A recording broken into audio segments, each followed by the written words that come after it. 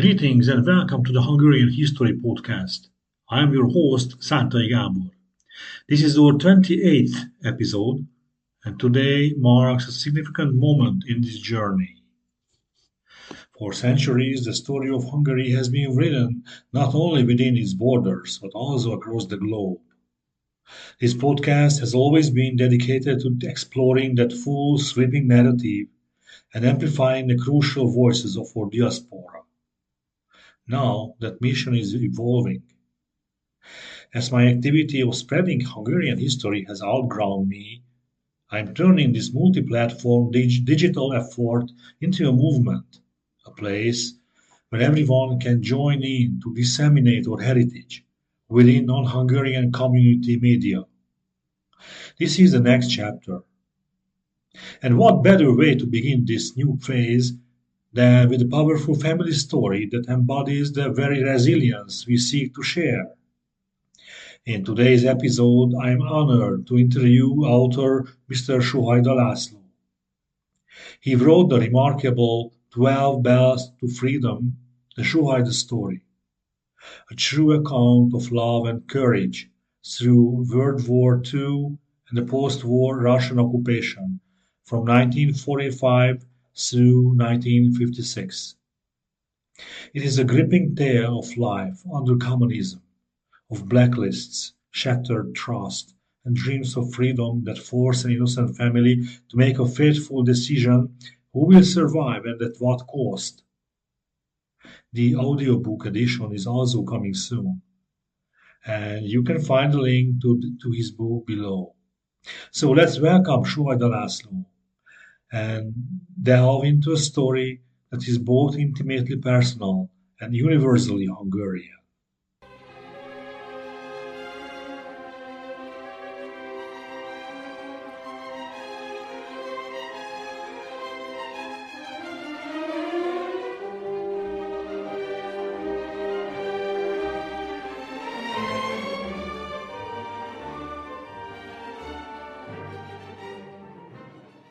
Hello László, I am Szántai Gábor, and this is the Hungarian History Podcast movement. Now I call it a movement already, and I am very pleased to meet you here. Please, László, can I call you Leslie or László first of all? László. László. That's my real name. A long story, but it was changed, and I'll explain it later. Okay, so dear László, welcome on this podcast. And my first question is a natural one. So, who are you and where are you from? Okay, Gábor, I was born in Pécs, Hungary, and I grew up in Aurora, Illinois, after our escape on November 22nd, 1956. And this was through the border of Sopron-Petesteg into Austria.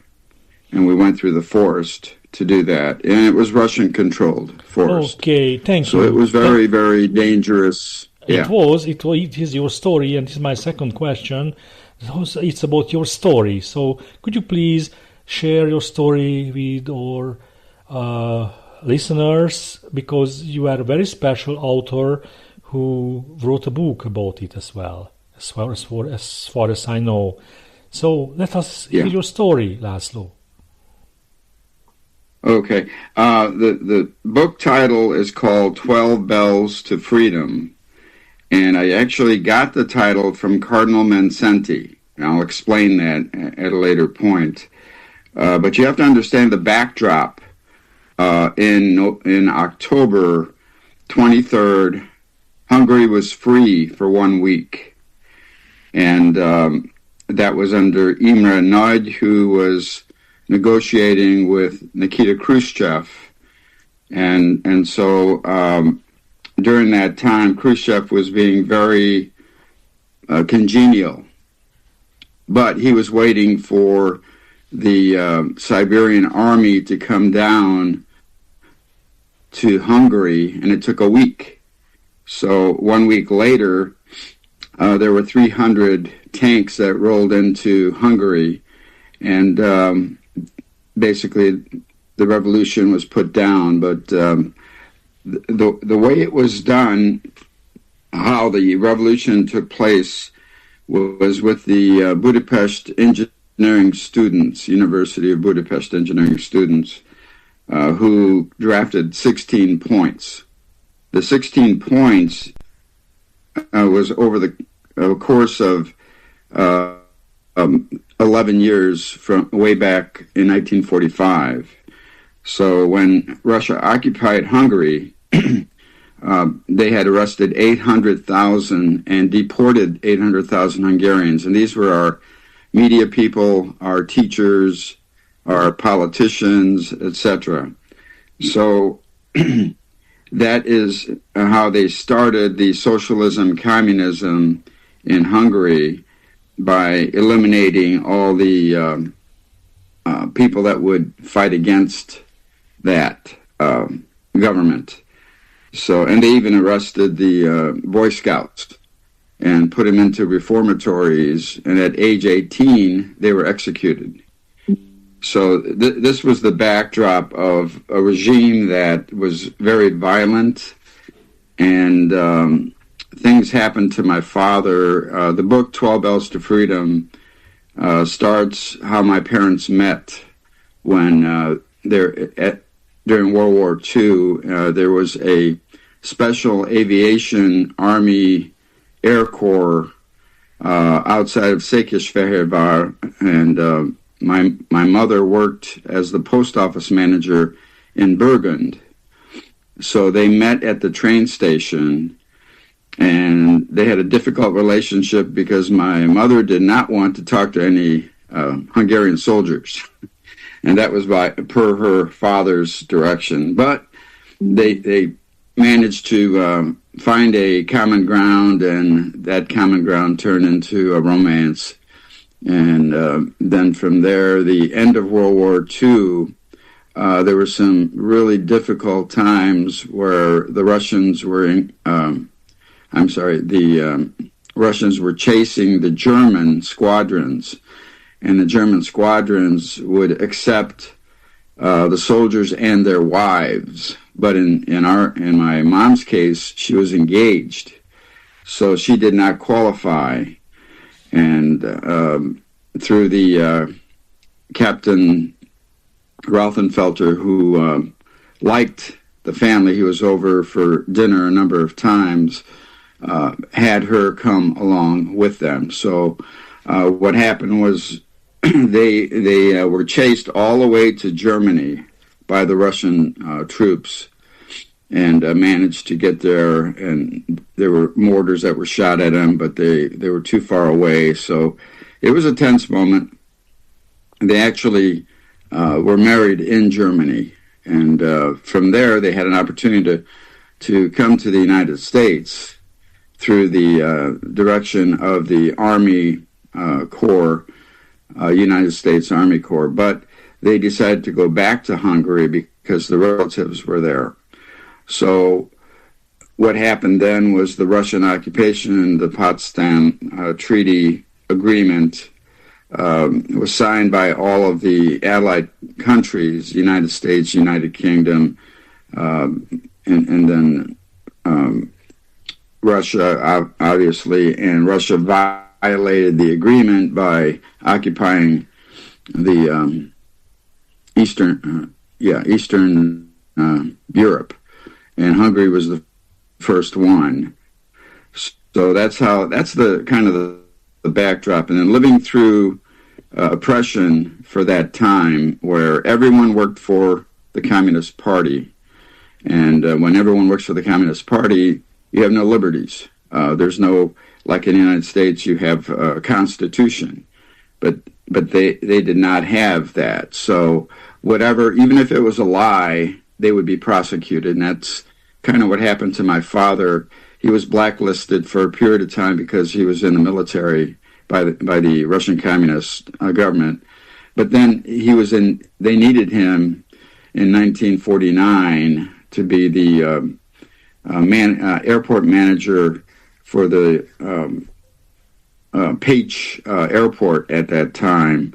And so he had our family had 2 or 3 years of very good living at that point.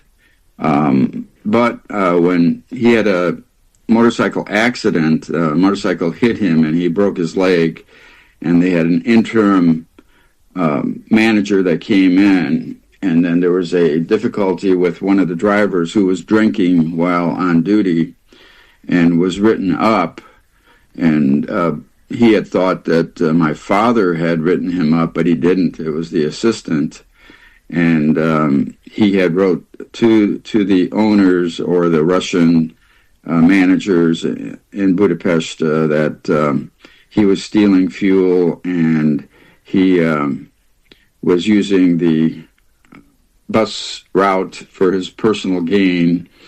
And so they tried to prosecute my father, and that court situation was intense. If he would have lost, he would have been deported to Russia. Nasty situation. You're nasty of that man who deported your dad. Yes. Yes? Yeah. Very interesting. Please go on. Yeah, and so what else occurred is my father, his brother was also a pilot, and he was a prisoner of war with the Russians. And they were about to deport all the prisoners to Russia, and he committed suicide by tobacco. He would drink the tobacco juices, and it destroyed his kidney and liver, and he passed away. But unfortunately, if he had waited just a couple weeks, they changed their minds. They were going to release the prisoners. But since he died in a Russian prison of war camp, my father decided, well, he does not want to join the Communist Party because it would be condoning the death of his brother. So that was the major reason they really took the accusation and decided to prosecute my father, because he was against joining the Communist Party. And so there's an attorney that was a Russian attorney that was recommended, and the outcome of that is very interesting. So I ask all who listen to this to buy the book, 12 Bells to Freedom, and they would find out what happened. But from there, a lot of people don't realize that over 100,000 innocent Hungarians were murdered by the AVH. Now, the AVH was assigned by Rákosi, who was appointed by the Kremlin. Mátyás Rákosi was put in play as the premier of Hungary, or president. I'm not sure how that worked. But he got his information, 5-year plans came through Yuri, what's his name? Yuri Andropov, who had a direct line with the Kremlin, and the 5-year plans and all instructions came from him, and he passed it on to the Rákosi regime. But of course, 5-year plans were just a projection of, this is going to be a benefit to the working class in Hungary and so on. But it was never true. It was always fake propaganda. Here in the United States, it was fake news. Fake news or lip service, yes, or hypocrite stuff. Yes, we know it very well. I was born here in Hungary, still in that regime, in the Kádár regime, László, so I remember these things. But very interesting. Please tell us more. Okay, so after a period of these atrocities occurring, like you would have college students, like girls walking down the street, 4 or 5 at a time, and the AVH limousine, a black limousine with windows all darkened, would be rolling down the street, and all of a sudden they would have the AVH secret police jump out and arrest them.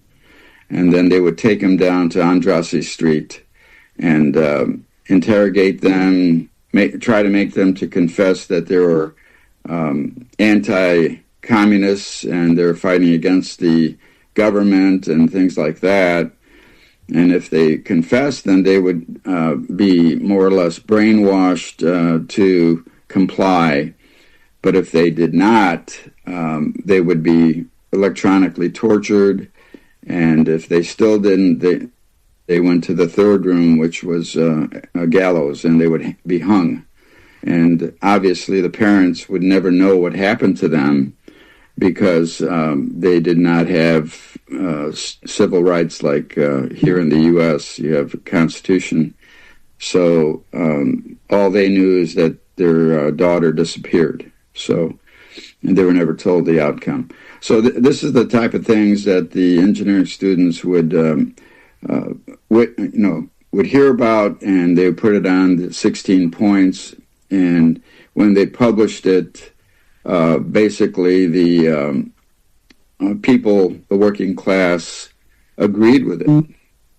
So when that agreement took place, then you had demonstrations in front of the AVH building, and they arrested the students, and the demonstrators were demanding that the students be freed.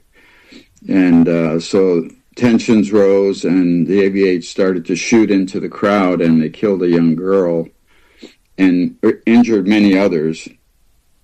And so on the perimeter, you had Hungarian soldiers that were monitoring the demonstration, and they shot back at the AVH because the people were unarmed, and so that's how the big demonstration turned into revolution, and then the Magyar Sákosi exiled back to Russia and left the country, and Imre Nagy took over and negotiated with Khrushchev. Now, at the very beginning, as I said, the AVH was created by Magyar Sákosi in 1948.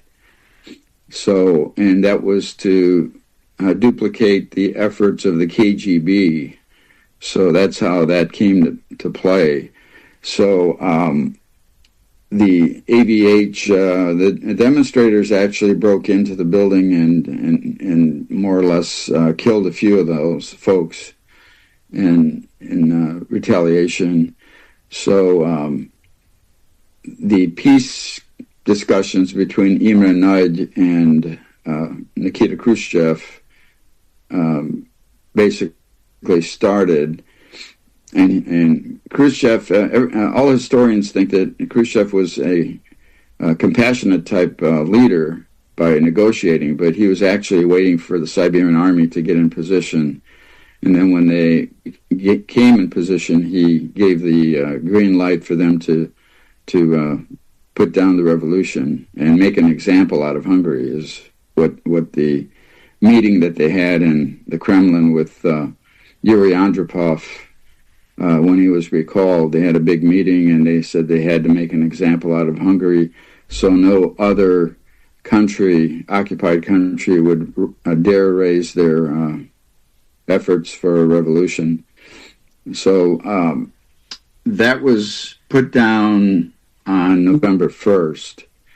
And on November 13th, my grandfather had passed away due to health complications.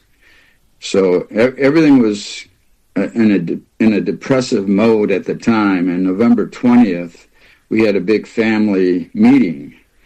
And my father, Lajos, decided to escape. And he told the family, and my grandmother was up in arms, and she said, "No, you can't take children through there." And Radio Free Europe was reporting what was happening at the border, and we would actually listen to Radio Free Europe with my parents, so we knew dangers. So as we started off on November 20th, we had 7 strangers that helped us. They all did a little bit. Like they would have us stay at their home during layovers, and then you wouldn't have an AVH interrogation that would happen. So things like that occurred. And we ended up getting help from 2 Hungarian soldiers because we had a tense moment at the border where 2 Hungarian soldiers were coming over the hill, and we weren't sure if they were Russian or Hungarian. And it turned out that the farmer that was helping us said, I know them. So he talked to them and said this was a family just wanting to escape. They're not politically or they're not a political family at all. So they drew us a map to get through, and there was a minefield that they reported that they believe it's been cleared, but there might be 1 or 2 mines still in that area. So you have to be very careful. So they said what my father should do is lead and everybody else step in his footsteps all the way through the minefield. So we did that. And then what happened was we got to the wire fencing, and we went through the wire fencing, and the weeds were so tall I was kind of short. How old so I'm doing a swimming motion. László? I was 5 years old. My brothers were older brother was 9, and my middle brother Bela József was 9, Bela was 7, and László and myself, I was 5. So I actually, as I was swimming through the weeds, I fell on a Hungarian man that had escaped as well, but he was shot by a sniper on Austrian soil. And we didn't know it was Austrian soil at the time, so we continued on, and there's a dramatic moment here that I think I should not spoil, but for the readers, they can read that section, and I think they'd really appreciate what happened on the end when we got into Austria. So very exciting story. That's a summary. Very moving and exciting. If you have certain questions, I'd be very happy to answer any certain questions you might have. Oh yeah, sure. Let me start with that. I would recommend this exciting book to anyone. The link to the book is available on my homepage, and wherever you can listen this podcast, I will post this link to László's book, so everybody can buy it, and I highly recommend it. Yes, I do have a few questions. 2 questions I have, László. The question is that what does it mean to you, to your life, this happening, these events, this legacy? Yeah, I have that question all the time. When I do my author book signings, people ask, well, what did you do with your life when you were free? So when we decided to go to the United States, we went on the General Han, a 2-week journey, and we landed in New York City. And from New York City, we went to an Army base, Camp Kilmer. And then they have sponsors that would chime in and say, we want to sponsor a welder, an engineer, whoever. So we ended up getting a sponsor in Upper Michigan, Ishpeming, Michigan. And so we went there, and my father received work for General Motors. And that was during a tough time tough period, because General Motors at that time, they had unions that were popping up. And so the Rotary Club is owners of companies. So there was a disconnect. Should owners of companies support a refugee that is going to be a union member. So that was a problem for them. So they had asked my father to quit. So he did. He followed directions. He quit. And then all of a sudden we're kind of on welfare because we had no other employment opportunities. So from there, he ended up finding a position in Aurora, Illinois with Austin Western, which was a heavy crane operating manufacturer. So we moved to Aurora, Illinois, and my brothers and I wanted to fit in. So we excelled in athletics. So we would excel in soccer and also in wrestling. So we established a legendary Suhajda name in Aurora. And so that drive to fit in basically created a never give up, confident attitude, which I took. And in my situation, I set some scoring records. I was asked to go to the U.S. Olympic tryouts. First as a youth, I went to the St. Louis Olympic trials, and then this was in high school, and then I was in the U.S. Navy, and the Navy sent me to the tryouts in Catonsville, Maryland for the 1976 Olympics. You certainly had the inspiration from home, right? Yeah. So, I took that freedom seriously because I wanted to do something with my life. I didn't want to just sit back and so I tried to excel. And the same thing with business. I own my own company now, and what I do is I look for new technologies, and I'm working on a major project that could be a worldwide remedy for fires, wildfires. There's been wildfires all over, not only in the United States, but in Europe as well. And this product called Komodo K500C is something that homeowners could protect their homes, communities, and you can spray it on vegetation. It's totally safe. It's green technology, and it encapsulates the vegetation. It doesn't harm the vegetation, but if there's a fire, it emits carbon dioxide and nitrogen and prevents the fire from oxygen. It won't have oxygen, so it stops. So it's a containment tool. Ingenious. For it's a really ingenious modern technology. So congratulations, László, for it. Really, it's excellent. And yes, this is for you. And let me give you the website on that. It's okay. László, Lászlo, Komodo, KOMODO.com. LászlóKomodo.com. Okay. So you'll see a lot of interesting testing processes took place, and you're going to see videos from Brazil, Spain, where they had wildfires, and we have a product on there called the MX1. The MX1 can shoot the formulation about the length of a soccer field. Wow! So with that power, you can actually spray a perimeter around a community, so the fire will stop before it gets to the community. So you're protecting houses in the community.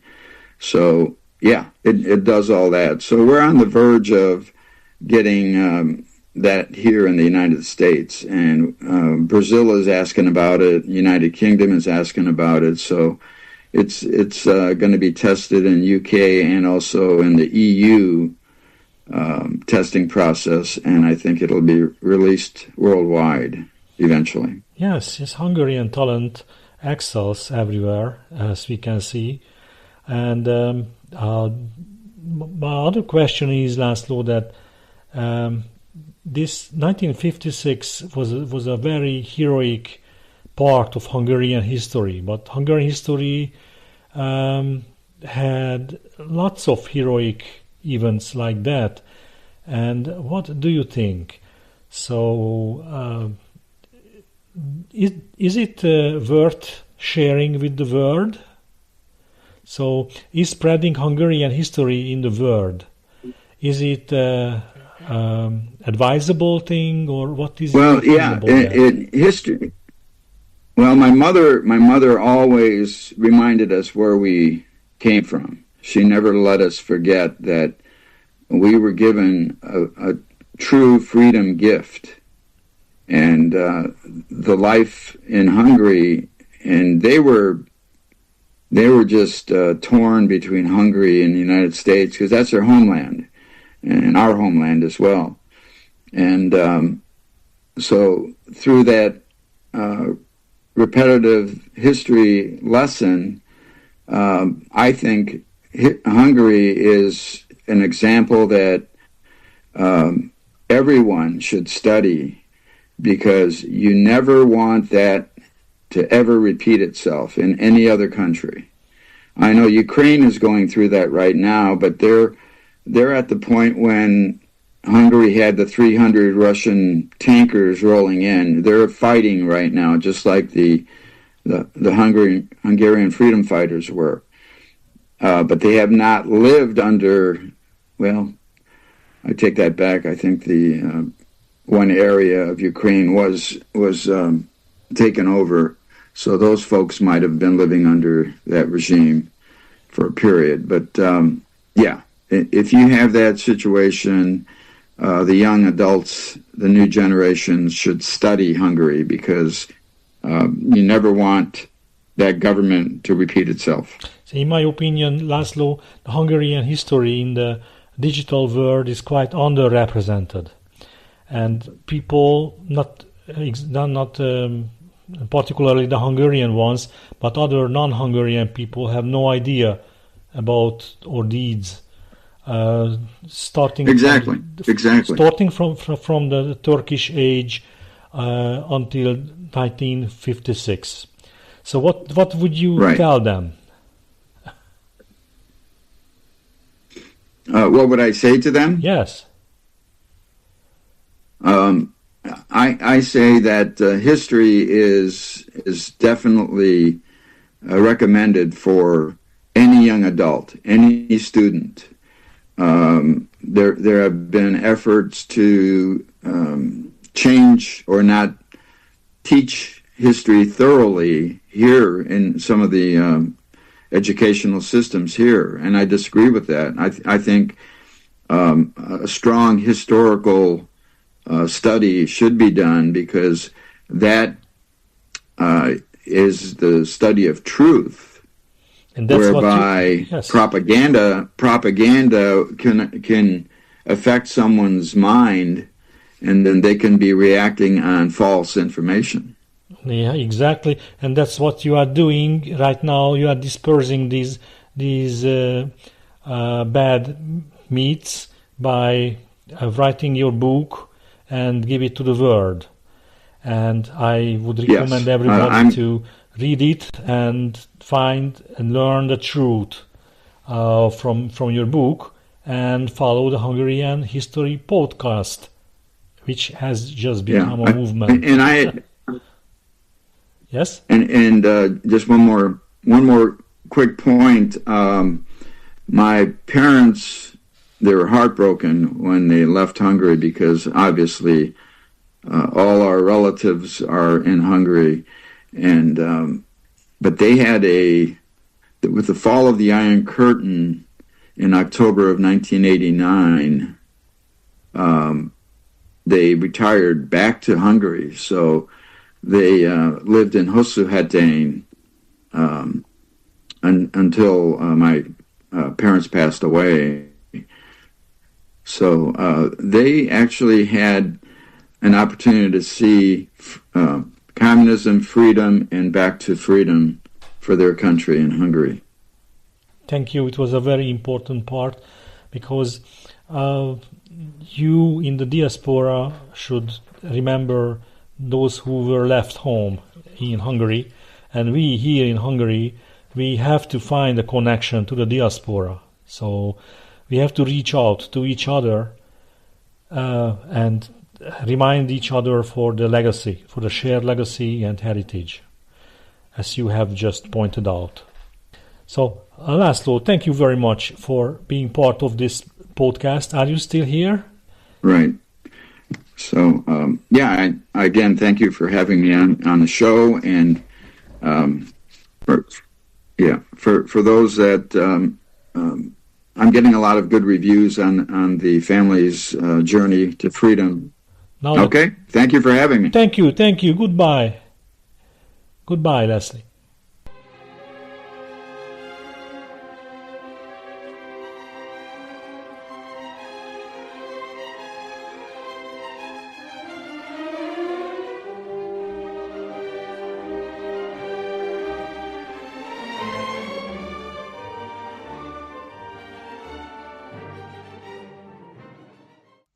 And that concludes this special episode of the Hungarian History Podcast.